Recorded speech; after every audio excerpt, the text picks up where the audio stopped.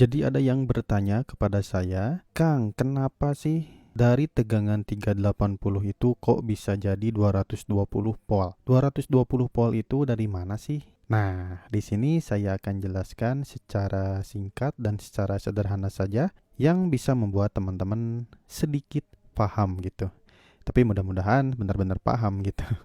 Nah, jadi di sini teman-teman saya contohkan ada satu buah trafo yang keluaran dari trafo ini yaitu ada kabel yang namanya fasa R, fasa S, dan fasa T. Nah, ketiga kabel ini adalah keluaran dari trafo, teman-teman. Yang dimana jika kita ukur, teman-teman, jika kita ukur antara kabel fasa R dan kabel fasa S, yang dimana yaitu tegangannya 380. Kenapa bisa 380? Karena di sini kita mengukur antar fasa, yaitu fasa R dan fasa S. Dan di sini juga kenapa bisa 380? Karena di trafo ini teman-teman diturunkan tegangannya, yaitu memakai trafo distribusi yang step down ya, yang sering teman-teman lihat di pinggir jalan itu, yang dimana dari 20 kP diturunkan ke 380 volt teman-teman.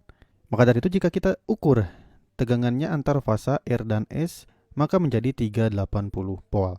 Begitupun juga sama ketika kita ukur dari fasa R dan fasa T, maka akan sama keluarannya 380 volt. Lalu jika kita ukur juga fasa S dan fasa T, maka keluarannya juga yaitu 380 volt, teman-teman. Nah, yang jadi pertanyaan, kenapa bisa menjadi 220 volt? Nah, jadi di trafo ini teman-teman ada belitan yang namanya belitan sekunder.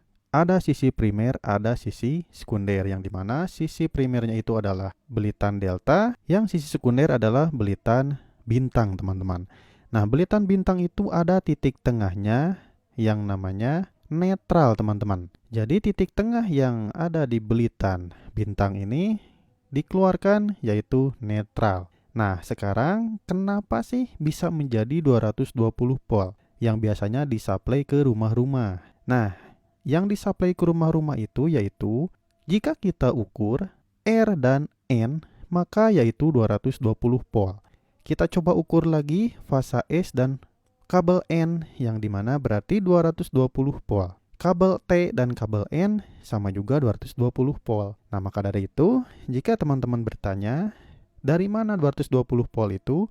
Yaitu diukurnya dari fasa dan netral.